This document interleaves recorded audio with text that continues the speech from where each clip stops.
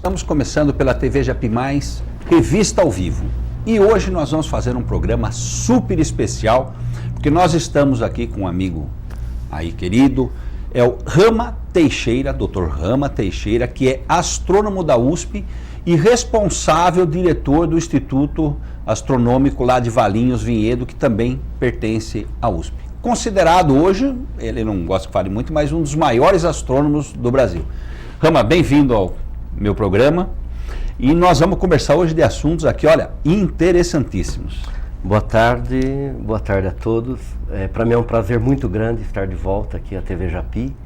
E se é para falar então de astronomia do meu trabalho, o prazer é maior ainda. Isso. Vamos falar assim, ó, Rama, você é responsável pela astronomia da USP e tal, tudo mais. Mas eu gostaria de saber como é que está a astronomia no Brasil.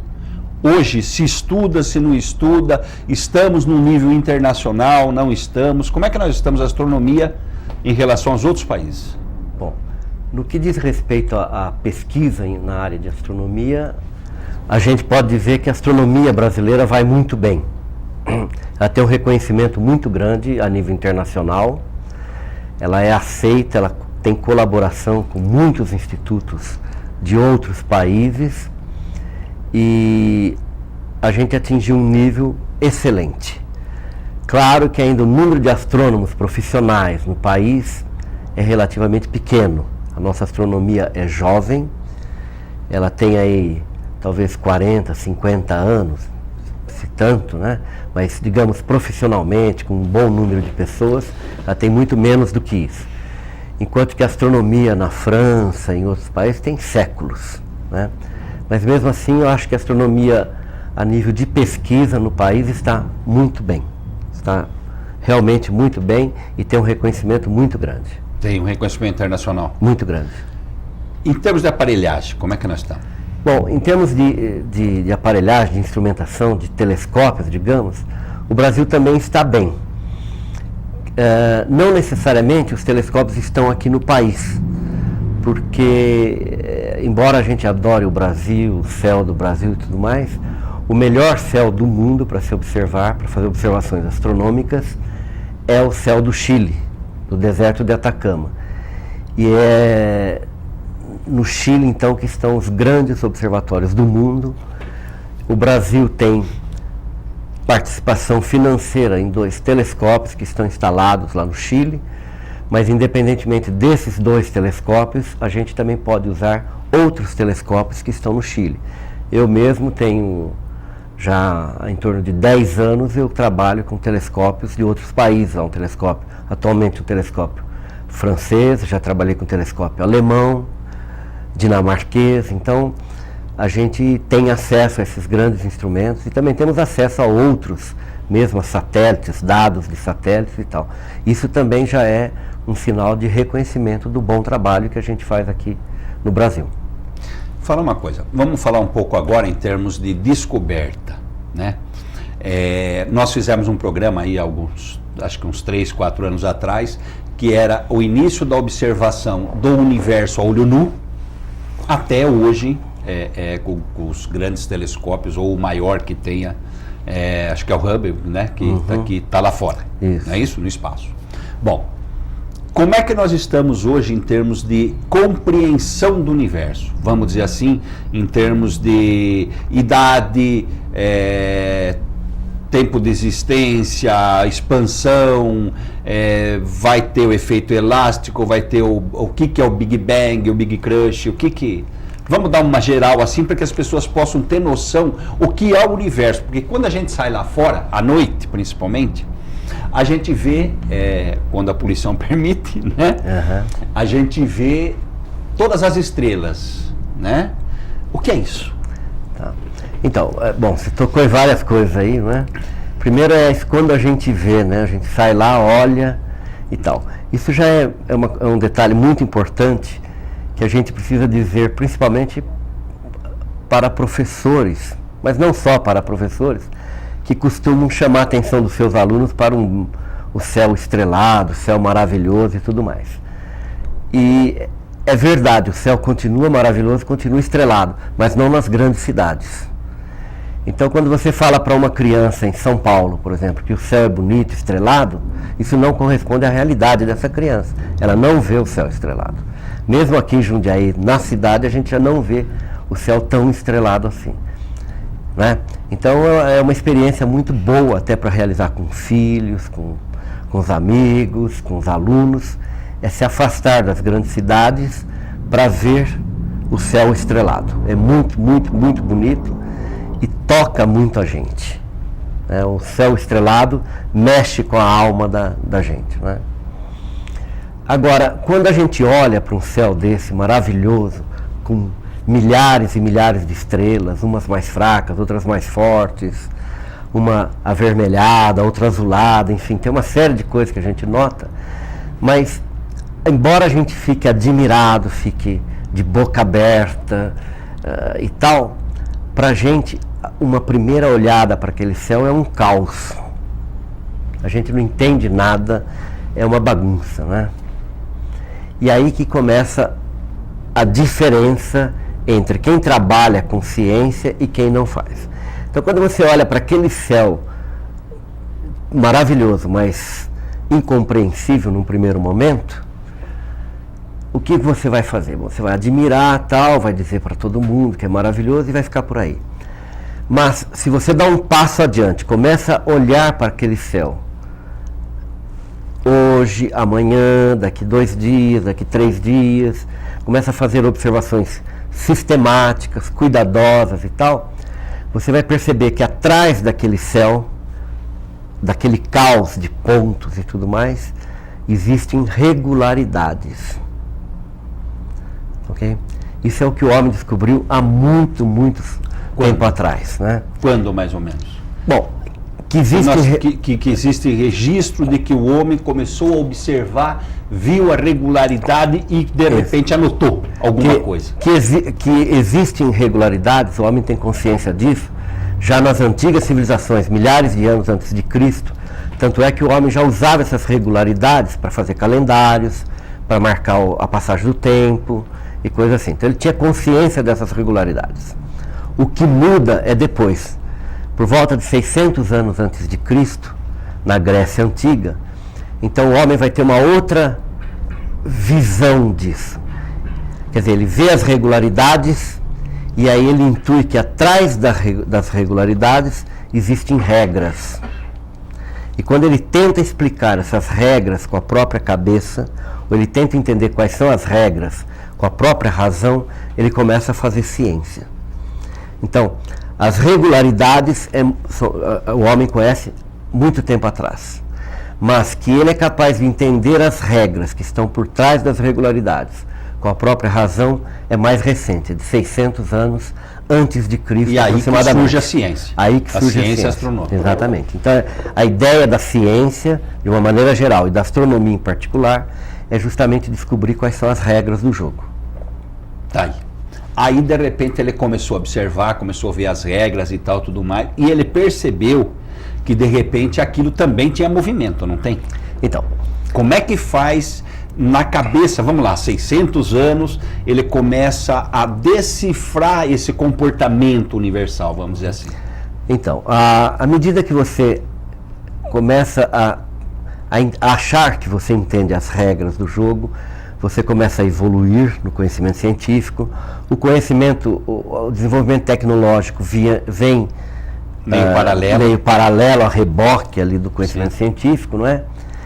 E as suas observações também começam a ser mais precisas, você é capaz de ver outras coisas e tudo mais. Então, a impressão que dá é que quando você acha que está chegando perto de conhecer as regras, aí você descobre que ainda tem um caminho muito longo para chegar. É mais ou menos aquele coelho que sempre anda metade da distância que falta para ele chegar num pé de alface, né? Sim. Então, a ideia é mais ou menos essa. Mas claro que a concepção de universo, a compreensão da natureza, a relação que a gente estabelece com a natureza, ela evoluiu muito e ela continua evoluindo. Então, se lá no passado, na Grécia Antiga, por exemplo, a preocupação era explicar o movimento da Lua que a gente percebe entre as estrelas, ou o movimento dos planetas ao redor do Sol, naquela época ao redor da Terra e tal, hoje essas questões são questões mais ou menos fechadas. Sim. Mas existem outras questões abertas e que surgiram depois, posteriormente, né? Deixa eu até fazer um parênteses. A Lua surgiu do choque de quê? Pois é, existem várias teorias para explicar a origem da Lua, né? E uma das teorias explica a origem da Lua através de um choque de um astro, de um corpo relativamente grande com a própria Terra.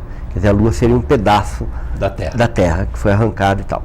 No passado, quando a Terra se formou, quando o sistema solar estava em formação, mais ou menos na região onde a Terra orbita o Sol, onde ela circula, existiam restos de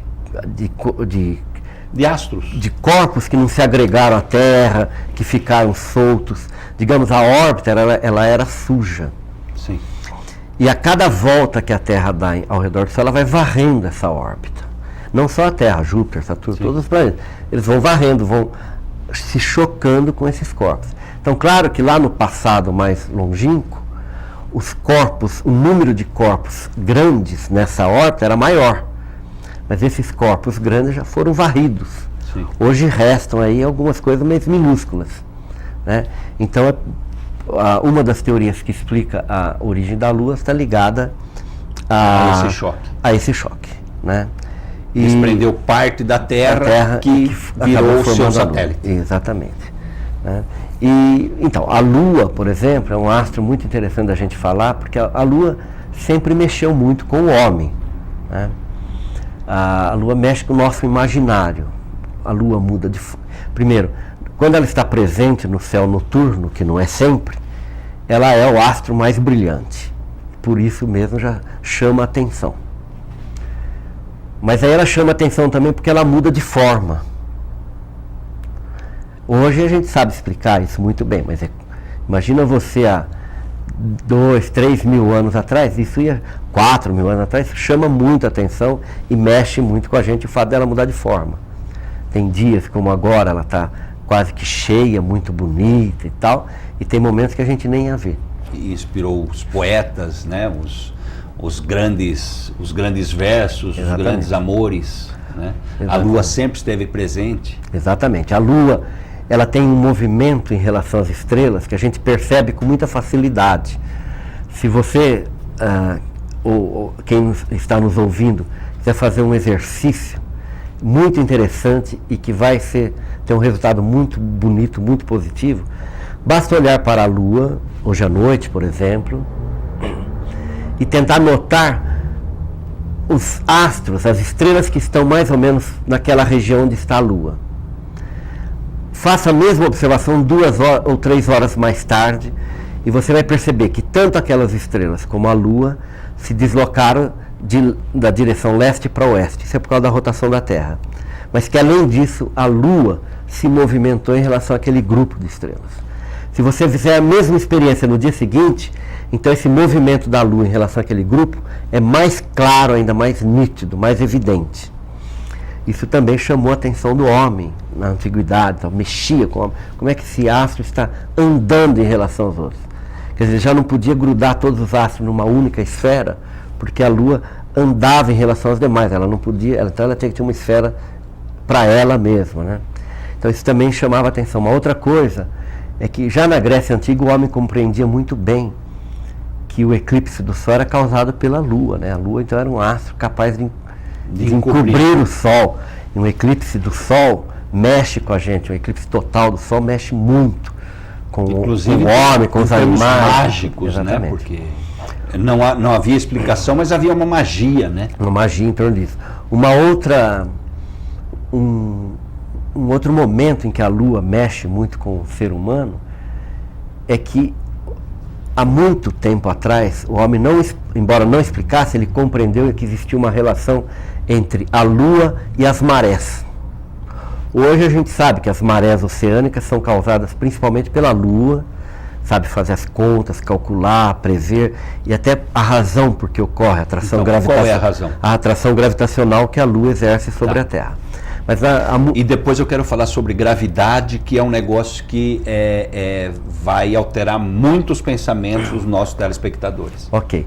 Mas há muito tempo atrás, então, o homem não sabia qual era a razão, mas ele pôde associar facilmente a presença da Lua no céu e a maré alta. Isso é fácil também de constatar, né? E claro, aí tem um passo para a astrologia, porque embora eu não entenda absolutamente nada de astrologia, mas que não é uma ciência. A partir do momento que você associa o fenômeno da maré com a Lua, você pode, que é um astro diferente dos outros, você pode começar a associar uma série de outros eventos aqui na Terra com os astros que são um pouco diferentes dos demais, que são os planetas. Entendi. Então, e aí criou-se a astrologia. Exato. A Lua é um interpretando exatamente o comportamento, tudo uma série de coisas. Porque esse é o momento mágico do universo, né? Vamos dizer assim, né? Da observação do universo relacionado com o ser humano e se criando toda essa magia comportamental.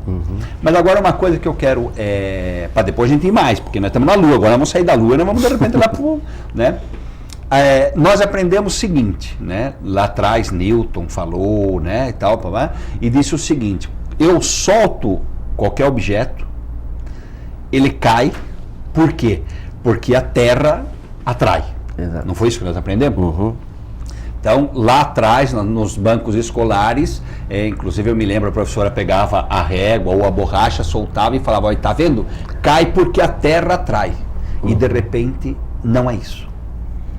Não é o movimento do astro que tem a gravidade, né? Mas é uma propriedade do espaço. Eu gostaria que você explicasse isso, porque é meio confuso. Isso não é simples, claro. Não é simples, então mas explica. Então, bom, vamos fazer uma evolução ao longo da história, né? Lá na Grécia Antiga, então, o homem começou a tentar explicar aquilo que ele via no céu com a própria razão. Então, eu estava dizendo, por exemplo, esse movimento da Lua, que é diferente do movimento das estrelas. Então, como que eles explicavam? Eles explicavam que existia uma esfera onde estavam grudadas as estrelas e essa esfera girava ao redor da Terra. A Terra era imóvel no centro do universo.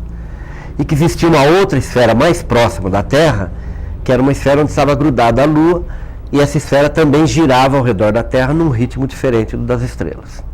Então isso explicava como é que eu via a Lua se deslocar em relação às estrelas. E nós éramos o centro. E também tinha uma esfera para o Sol, para os outros planetas, enfim. Era um universo geocêntrico. Nós éramos o centro e tudo girava ao nosso redor e grudados em esferas.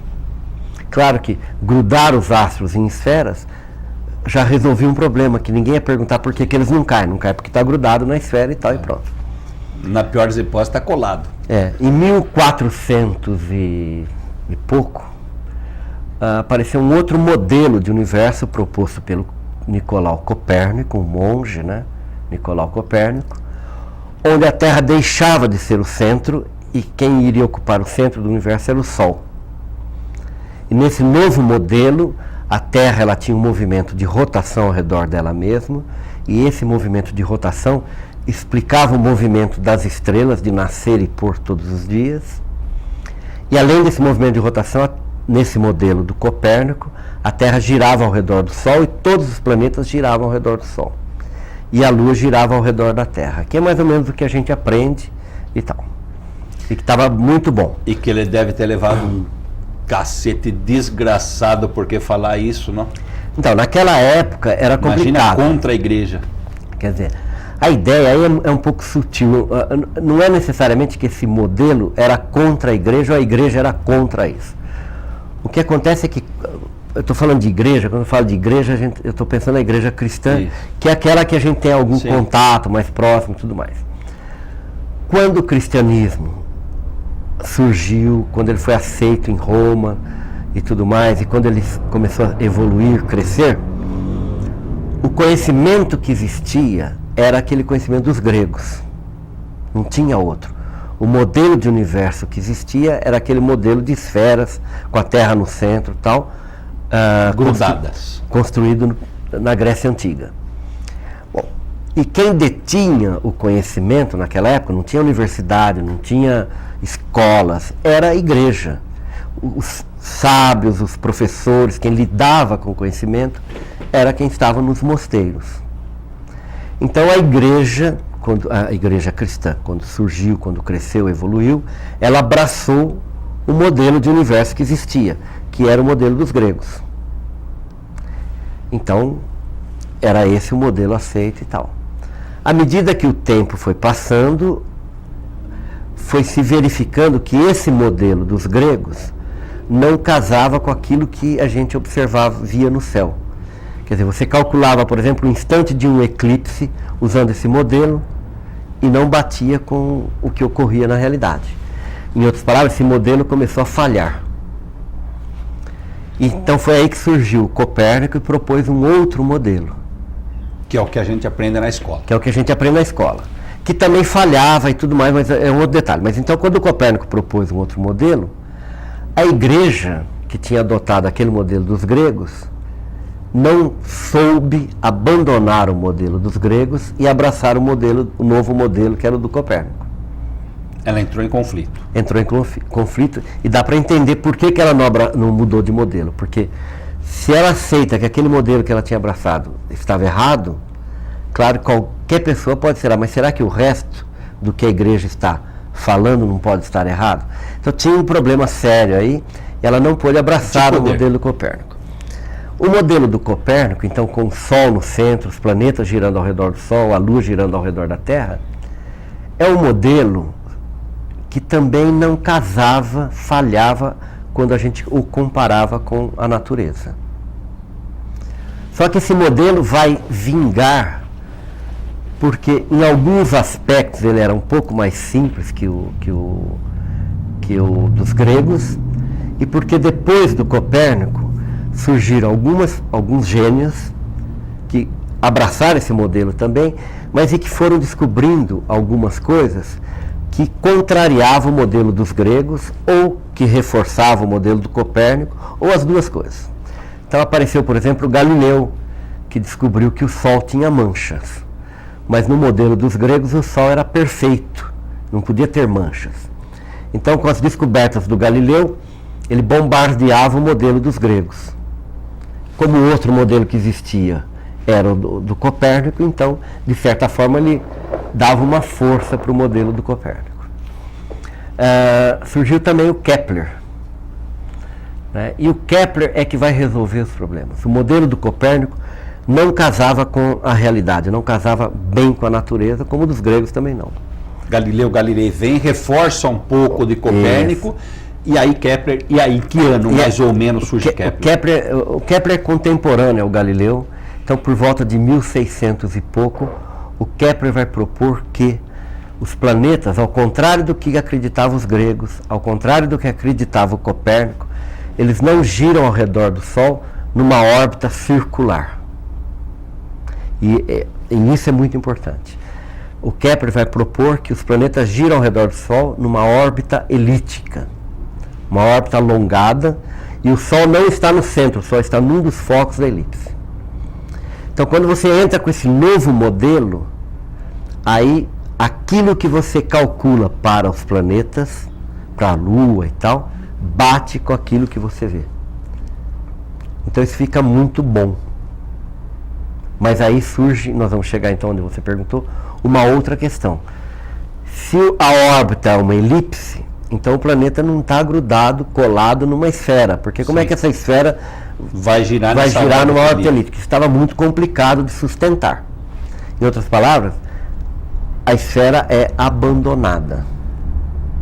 Essa noção de esfera e tal, ela é completamente abandonada. Mas quando ela é completamente abandonada, o homem tem então que explicar por que que a Lua não cai na Terra, por que que a Terra não cai no Sol e assim por diante. Porque antes estava muito cômodo. Se a gente aceitava que eles estavam colados numa esfera, então era fácil entender por que que eles não caíam. E se de repente não está colado, por que que não cai? E cair para onde? Exatamente. Porque qual é o ponto de referência de para baixo ou para cima, para o lado? Bom, direito e esquerdo. Então, primeiro vamos falar dessa ideia da Lua não cair, né?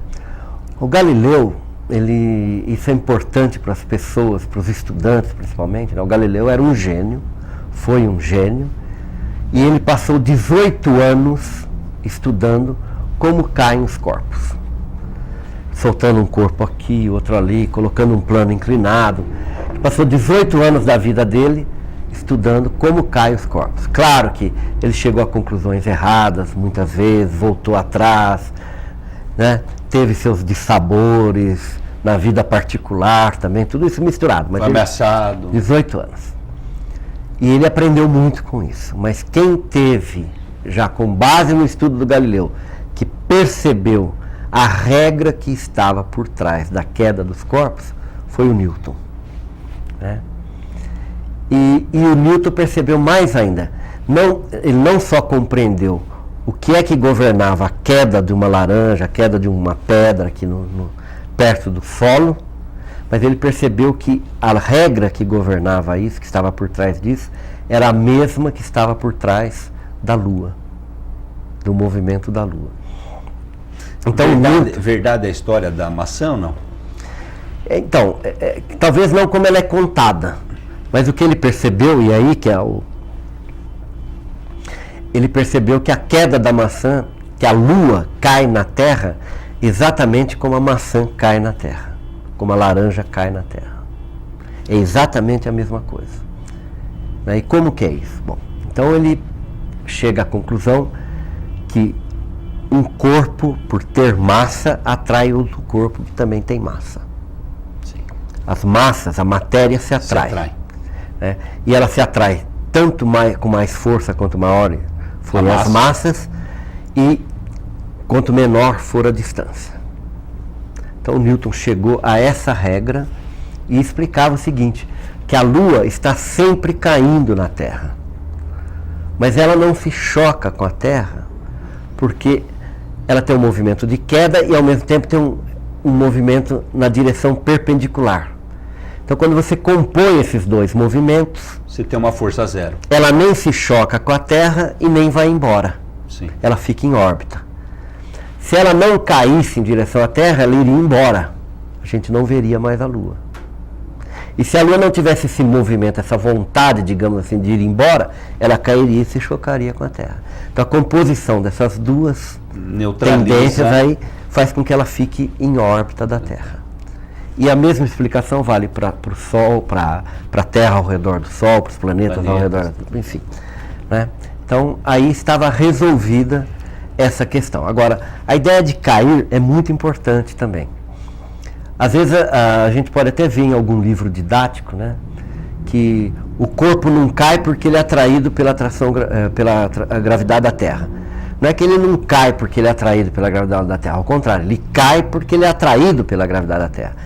Cair significa ir para o centro, no caso da Terra, ir para o centro da Terra. Se nós vivêssemos em Marte, cair iria significar ir para o centro de Marte. Mas a ideia é essa, cair é ir para o centro da Terra. E por que vai para o centro? Porque a Terra exerce uma atração gravitacional sobre todos esses corpos. Então quando a maçã cai, a Terra está exercendo uma força e puxando a maçã em direção ao seu centro. Claro que a maçã também está puxando a Terra em direção ao centro dela. Só que são massas diferentes. Só que as massas são infinitamente diferentes e esse movimento da Terra em direção à maçã é desprezível, é imperceptível. E o da maçã em relação à Terra, não. Tá? Então, dessa forma, o Newton explicou que a gente não precisava de esferas para segurar nenhum corpo. Né? Isso aí, a própria dinâmica, a própria gravidade faz esse trabalho. Né? E é interessante aí também que a gente, principalmente para quem está no colegial, no ensino médio, vai prestar vestibular e tal, a gente vê um conceito muito errado que aparece de vez em quando na televisão e apareceu muito quando nós tivemos aquele astronauta brasileiro e tal, né? Quer dizer que lá na nave tem um lápis que está flutuando, o caderninho do cara está flutuando e tal, e porque não tem gravidade. Essa ideia está errada, né? primeiro lugar, não é que o lápis está flutuando. Na realidade, o que está acontecendo é que tanto a nave quanto o lápis estão caindo juntos. Então dá essa impressão que está flutuando. Mas o que está acontecendo é que está todo mundo caindo do mesmo jeito. E está caindo porque está sendo atraído pela gravidade da Terra. Se não existisse gravidade lá como se fala, a nave iria embora. Sim. Não ficaria em órbita. Como a Lua, se não existisse gravidade, a Lua iria embora, não ficaria em órbita. Ok? Então, está errado dizer não é ausência de gravidade. Não é ausência de gravidade. Do objeto em relação à Terra. Exatamente. Se fosse ausência de gravidade, o astronauta brasileiro jamais teria voltado para receber a medalha. Sim. Não é? E o corpo não está flutuando. Ele está caindo ao mesmo tempo que a nave cai. Só que eles não vão se chocar com a Terra porque tem um outro movimento, tanto o lápis quanto a nave, né, que deixa então a Terra em órbita. Se a gente estivesse num elevador e se rompesse os cabos do elevador, nós iríamos cair junto com o elevador, do mesmo jeito que o elevador, e iríamos ter a mesma sensação que o astronauta tem quando ele está na nave. Tá certo. Né? Como um astronauta treina como? Você coloca um avião muito alto no céu, desliga os motores e deixa o avião cair. Nesses instantes em que o avião está caindo, o astronauta que está fazendo seu treinamento tem a mesma sensação de quando ele vai estar na nave, em órbita da Terra. E aí, vamos lá, vamos seguindo agora um pouco mais em relação a isso.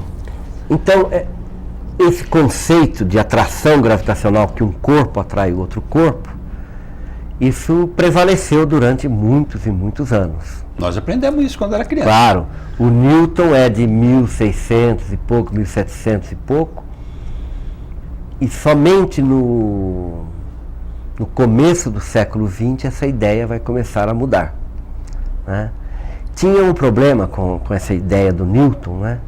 Que ele não explicava como é que essa atração era transmitida de um corpo para o outro.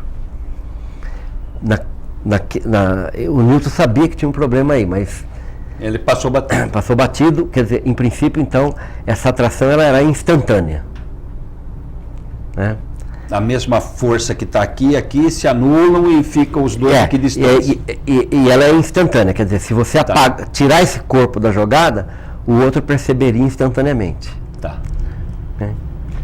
Isso é muito engraçado. Por exemplo, a luz que vem do Sol até nós leva 8 minutos para chegar até aqui. E então, por essa ideia da gravitação universal do Newton, tal e qual ela era, a atração gravitacional ela é instantânea. E significa o seguinte: se o Sol deixasse de existir, imediatamente a gravidade dele deixaria de existir, a gente sairia da órbita dele, mas a gente continuaria vendo, porque a luz ainda levaria 8 minutos para chegar aqui. O que está meio esquisito. Está meio esquisito. Então, no começo do século XX, a gente vai aprender com o Einstein que a velocidade da luz é um limite. Não existe nada que se propague com uma velocidade maior que a velocidade da luz. Virou um referencial. Nenhuma informação que tenha uma velocidade maior do que a velocidade da luz. Então, para o Einstein, a velocidade da luz é um limite, que é 300 mil quilômetros por segundo, uma velocidade muito alta. Bom, mas não só isso, outras coisas também. O Einstein, então, finalmente, por volta de 1915, se não me engano, 17, ele vai apresentar uma nova teoria, um novo modelo para a gravitação, para a gravidade. Então, voltando para o Newton, a gravidade era uma propriedade dos corpos. Que se atraiu. A atração gravitacional é uma propriedade dos corpos. Um corpo atrai o outro. E o Einstein vai olhar para isso de uma maneira diferente. E ele vai perceber que um corpo não atrai o outro. Ele vai perceber que, na realidade, um corpo com uma certa massa deforma o espaço que está à sua volta. De repente, o espaço passou a ter... não seria massa. O espaço é dinâmico. Ele pode se entortar, se encurvar, pode crescer, diminuir.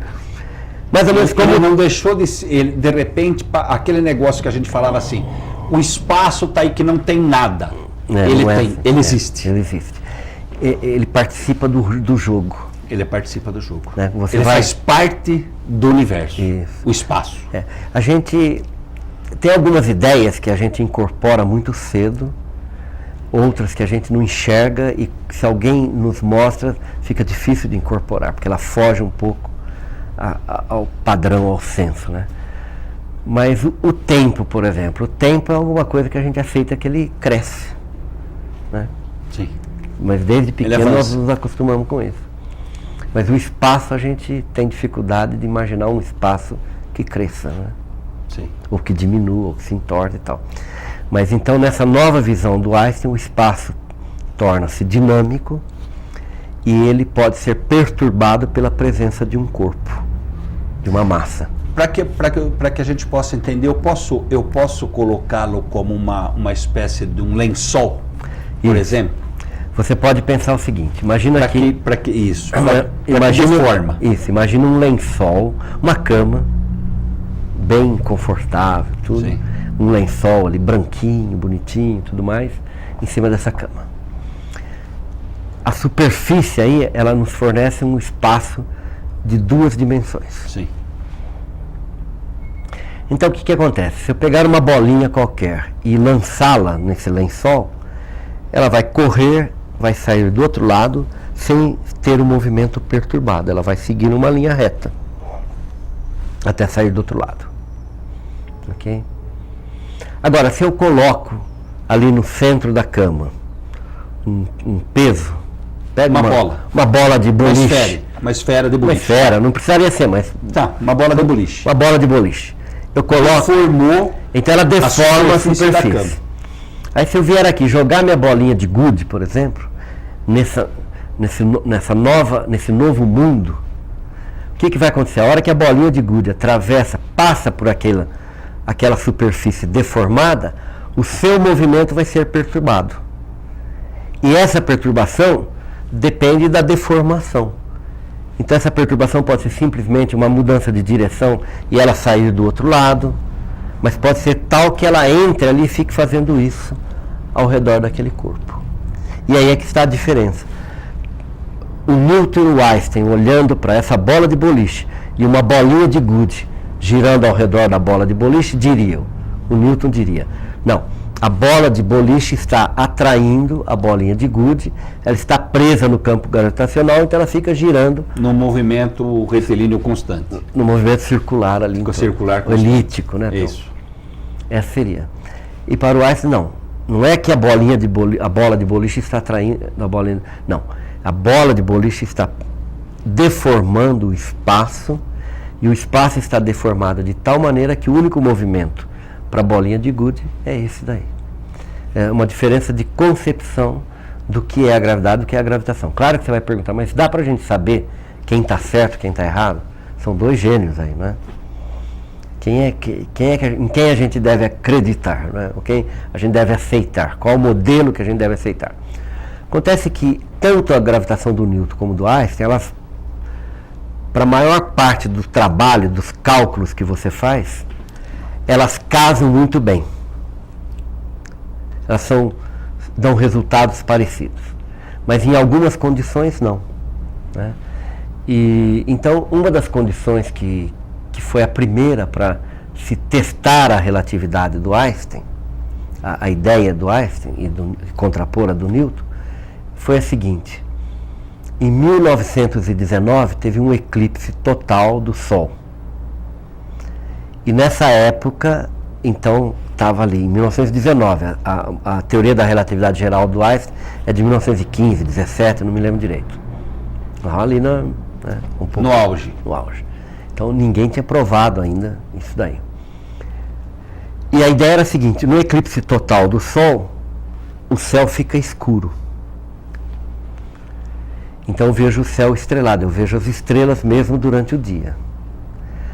Em princípio, uma estrela que está atrás do Sol, a gente não deveria ver. Está escondida. Está escondida. Mas, por causa de uma atração gravitacional que o próprio Sol pode exercer sobre os raios de luz dessa estrela, ele pode fazer com que os raios de luz converjam aqui para a Terra. E nós poderemos ver uma estrela que está atrás do Sol.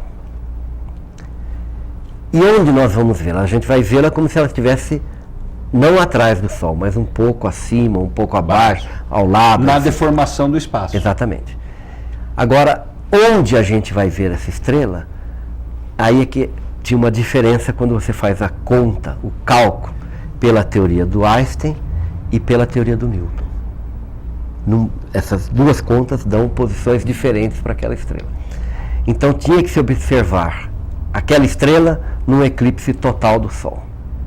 E aí, quem estava assim? Aí em 1919 teve o eclipse total e tivemos duas expedições para observá-lo.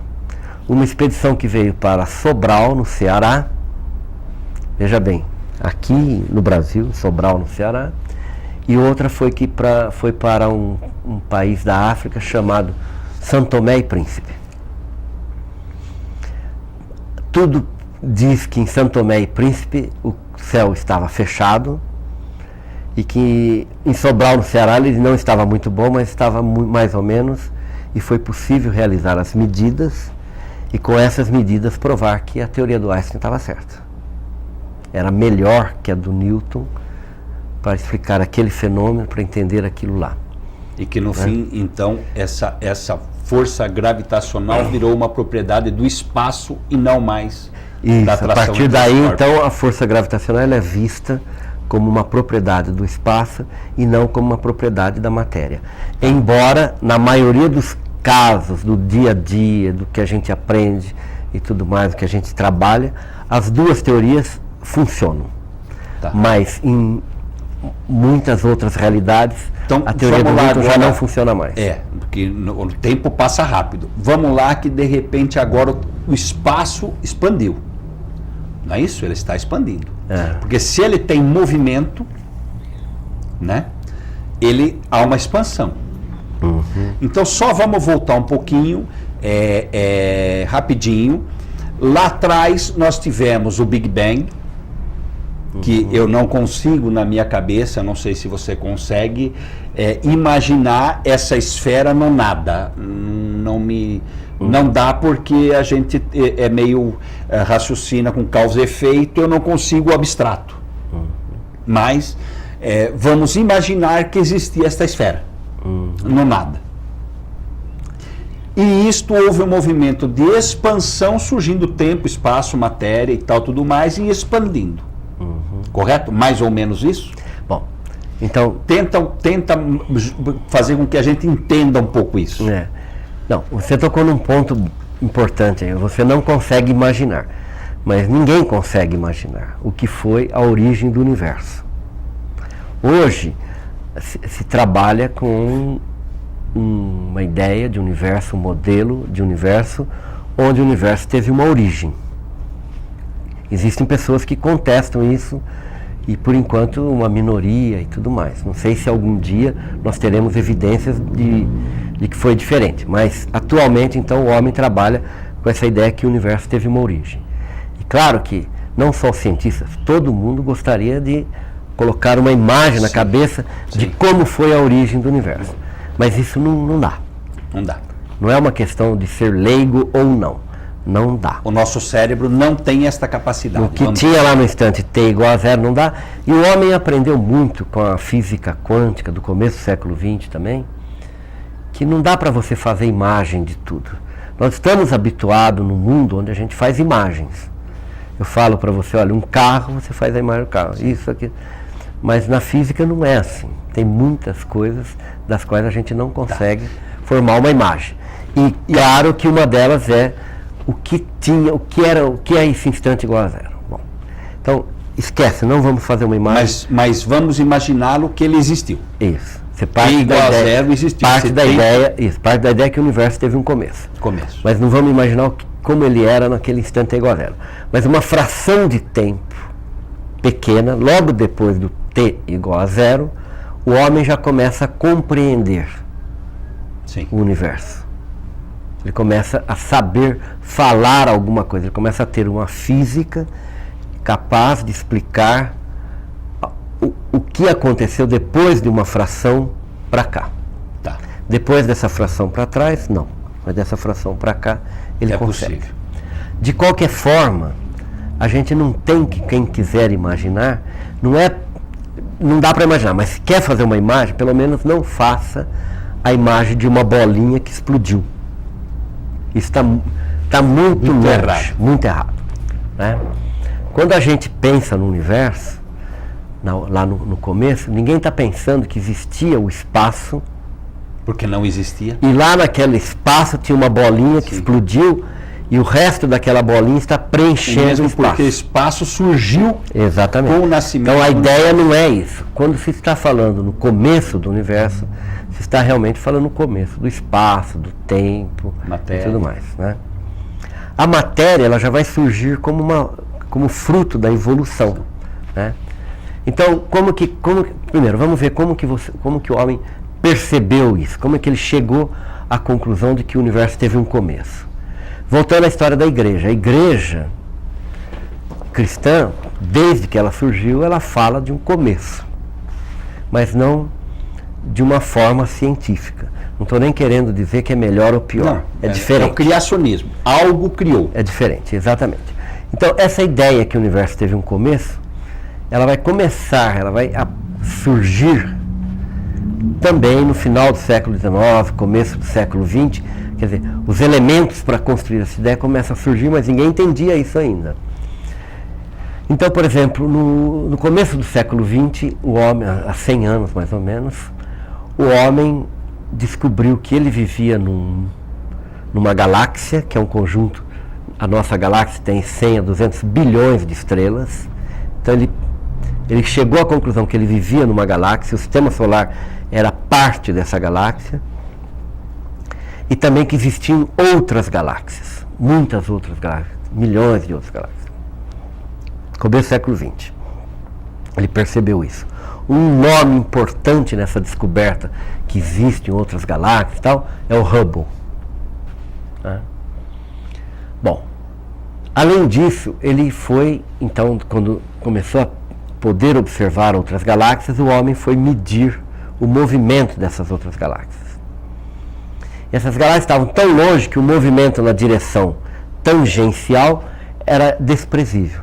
Mas o movimento de se afastar ou de se aproximar da gente não, era muito grande.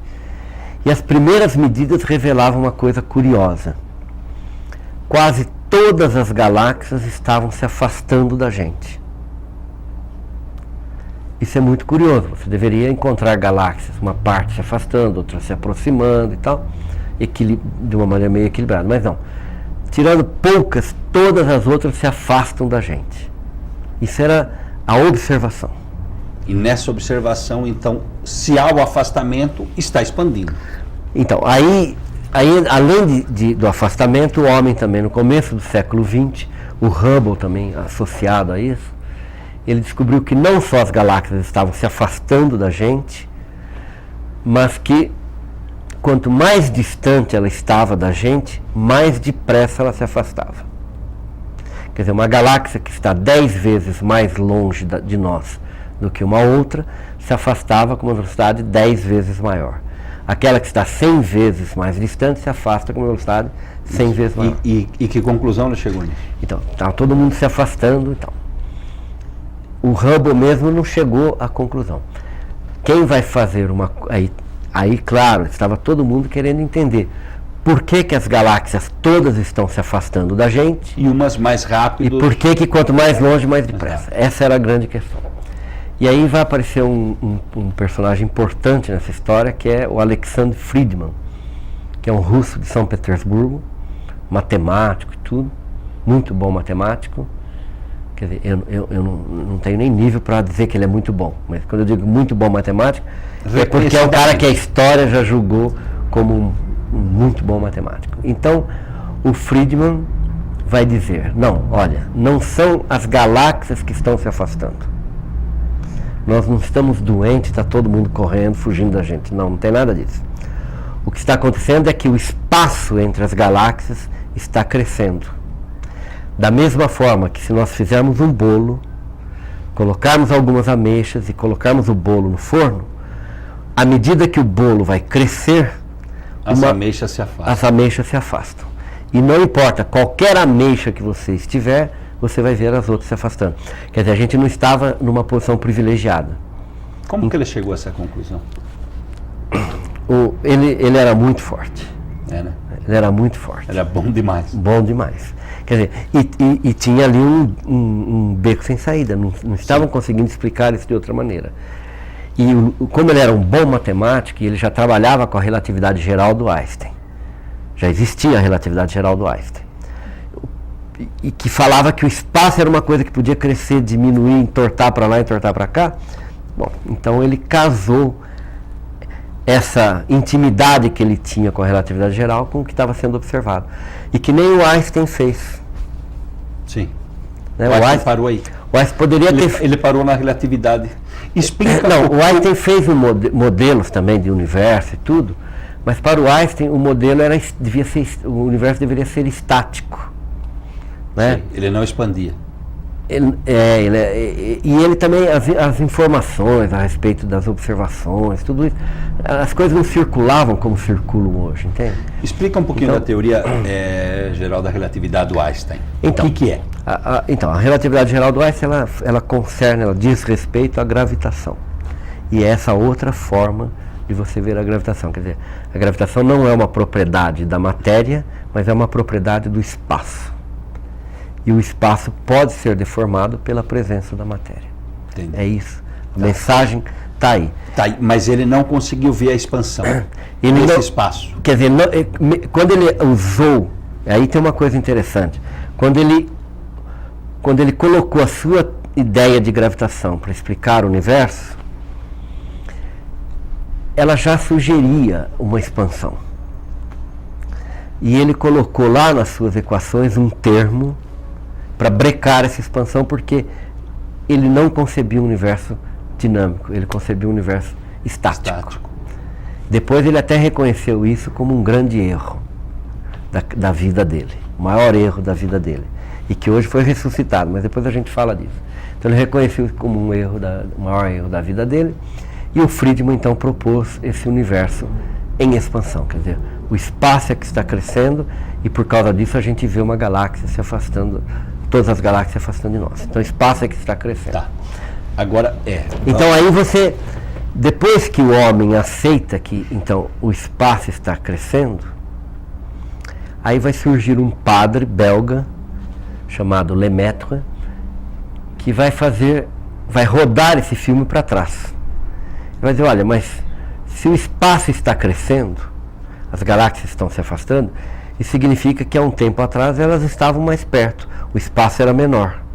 Mais para trás ainda, ela era menor ainda, mais para trás era menor. Até que se condensasse a um espaço zero. Ele vai chegar, isso vai levar o Lemaitre a propor uma ideia, um modelo onde, então, haveria um Big Bang. Haveria um começo. Sim. Quer dizer, no passado estava todo mundo junto e agora está se expandindo. Então, sugere que houve um início. Certo.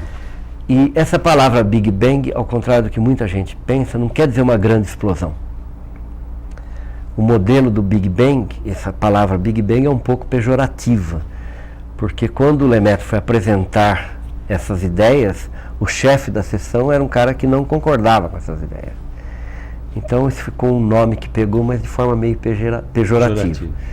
E na realidade, embora o modelo tenha sido batizado, então visto como Big Bang, isso não quer dizer que o universo começou numa grande explosão. É mais ou menos aquilo que a gente estava falando. Ninguém sabe se começou numa explosão, numa grande explosão, em várias explosões. Então, agora isso. Então vamos lá. Veio e ele foi deduzindo que se o espaço cresce, diminuiu, chegou a um ponto... No passado ele era menor, T0. Isso. Tudo bem? Aí agora vem a questão, porque depois eu quero entrar em duas questões mais polêmicas, né? E o tempo nosso vai indo rapidinho. Ele está em expansão. Haverá um fim? Então, essa é uma questão que o homem se coloca, não é? O que vai acontecer com essa expansão? E até muito pouco tempo atrás, a dúvida era saber se essa expansão iria acabar um dia e depois haveria uma contração, ou se essa expansão seria para sempre, ad eterno, tudo mais. E para responder essa questão, o homem tinha que ter consciência, ele tinha que saber a quantidade de matéria. Para responder a isso, ele tinha que saber a quantidade de matéria que existia no universo. E para isso é muito difícil, porque a maior parte da matéria que tem no universo, ela não brilha. não se vê. Não se vê. Então não é simples de você saber qual a quantidade de matéria que existe no universo. Mas essa resposta era importante. Bom, essa era a grande preocupação um tempo atrás, mas mais recentemente o homem descobriu uma coisa que ele nem suspeitava, mas nem passava pela cabeça de ninguém. É que não só o universo está se expandindo, como essa expansão é acelerada. Está acelerada. E aí, não então, está diminuindo, está acelerando. Então aí realmente pegou todo mundo, De entre aspas, de surpresa, não é? E até hoje ainda não se achou algo assim referencial para explicar essa aceleração e que explique essa aceleração de uma maneira sempre convincente. Então existem várias propostas, a energia escura, quintessência, bom, enfim, existe uma série de coisas aí, mas que vai evoluir, né? E aí volta a história do Einstein, porque aquele parâmetro que ele colocou na sua equação para impedir, para ter um universo estático, né? Ele volta hoje em moda e, de certa forma, ele serve ali como um parâmetro, então, de aceleração do universo. Isso. Agora vem cá, olha, nós estamos quase no fim do programa, mas tem duas perguntas que eu não posso deixar de fazer, porque envolve diretamente a espécie humana. Primeiro, na observação que nós temos no espaço lá ao longo de todos estes anos, nós já recebemos algum sinal vindo do espaço que seja transmitido de forma inteligente? Não. Então, por favor, close nele. Quer dizer, não existe ainda até hoje nenhuma... Então eu vou repetir. Existe até hoje... Não, pode deixar a câmera nele, por favor. Existe até hoje, o homem recebeu, até hoje, até neste momento, algum sinal de vida inteligente vinda do espaço? Não, mais do que isso. Não só não recebeu sinal de vida inteligente, como não recebeu sinal de vida, mesmo que não seja inteligente. Quer dizer, se trabalha muito hoje com a ideia de que existe vida fora da Terra, se trabalha muito com a ideia de que a vida na Terra pode ter vindo do espaço, numa forma de um micro-organismo, coisa assim, né? Então, essa ideia de que existe vida fora da Terra, ela é muito aceita, tem muita gente trabalhando com essa ideia, buscando sinais de micro-organismos, algum sinal de vida. Mas até o momento não tem. Não existe nenhuma assinatura de vida, não existe nenhum pulsar, nenhuma frequência, nada. Não. Então, a história humana dos ETs ainda é fantasia. É fantasia. Aqui no nosso planeta. Então, por favor, deixa a câmera nele, só nele. Então, isto é fantasia. É fantasia. É fantasia humana. Claro que eu adoraria encontrar um ET. Óbvio. Né? E se eu sair na rua e encontrar um ET, eu volto aqui, a gente faz um novo programa trazendo para dizer que o ET existe e tudo mais. Mas não existe nada assim que convença a comunidade científica da existência desses bichos. Quer dizer, tudo aí sugere que é fantasia, o que não quer dizer que as pessoas que dizem que viram isso ou aquilo estejam mentindo. Mas elas podem estar vendo coisas que não compreendem. Sim. Mas que não seja exatamente emissão de algum sinal vindo do espaço. Agora, mais uma coisa, para finalizar, como é que fica Deus na concepção humana nessa expansão do universo ou nessa existência do universo? E pensando até que foi Friedman, que era um homem da igreja, o Lemaitre. o Lemaitre, um homem da igreja, e que de repente viu que o universo teve um começo. O universo teve um começo, e esse começo independe da criação. Ele não houve um criacionismo, mas uma evolução. Como é que então, a ciência vê isso? Essa ideia, ela é uma questão que mexe com muita gente, é uma questão complicada de se responder, ela não é tão simples, né? Mas a ciência não trabalha com essa ideia da criação. Quer dizer, nós estamos aqui, as estrelas que nós vemos estão lá no céu, o Sol, a Terra, tudo isso que existe é fruto de uma evolução que começou há mais ou menos 14 bilhões de anos atrás. Esse é o conhecimento científico, é isso que o homem sabe hoje. Então, nesse modelo de universo do homem, que o homem sabe hoje, não entra Deus. Quer dizer, só que a ciência, e isso é muito importante, a ciência explica a vida cósmica, a vida material e tudo mais, né? E não tem a preocupação de dar um sentido para a vida. Por outro lado, se alguém acha um sentido para a sua vida, pensando em Deus, ou se alguém pode dar um sentido para a vida das pessoas, colocando a figura de Deus, ótimo, é muito importante. Se isso traz conforto, se isso é bom, se isso traz alguma coisa de bom, ótimo. Agora, se isso é usado para justificar guerras, para justificar assaltos, para justificar a exploração da ignorância e tudo, não, isso é péssimo. Né? Nesse aspecto, não só a ciência pode ser usada para o bem ou para o mal, mas a própria figura de Deus pode também ser usada para o mal. Tá. Então, na verdade, a ciência estuda os fenômenos físicos, correto? Estuda o universo como tendo um começo, uma expansão e uma evolução, e abre mão da existência do Deus criado pelo humano. E mais ainda, se você convencer a ciência que existe Deus, a postura da ciência vai ser saber de onde surgiu Deus. Tá bom.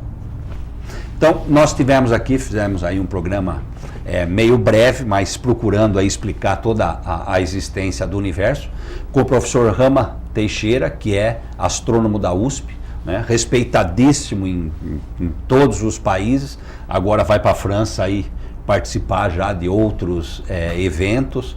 O Rama vive viajando por todos os países, é talvez considerado hoje um dos maiores astrônomos do Brasil, e que representa o Brasil, representa a USP em todos os eventos de estudo astronômico. Rama, eu quero agradecer muito a sua presença, né? E que aqui sempre nós estaremos as portas abertas, e vou até dar uma palhinha, porque daqui a um mês, mais ou menos, nós vamos estrear um programa onde haverá a participação também do Rama, a participação de vários cientistas da Unicamp, além do cientista da USP, e nós vamos começar a abordar assuntos que normalmente não se aborda na TV brasileira.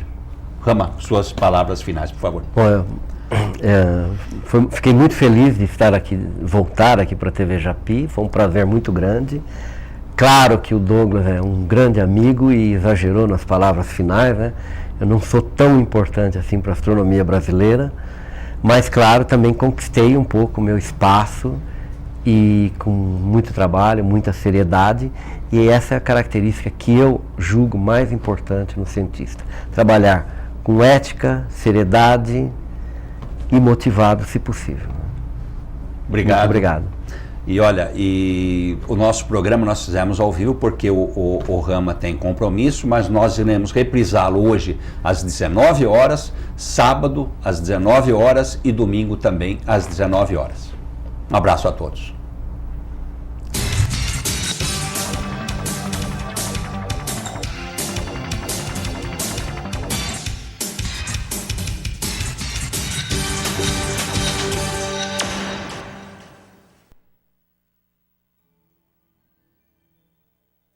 Japi, a TV de Jundiaí.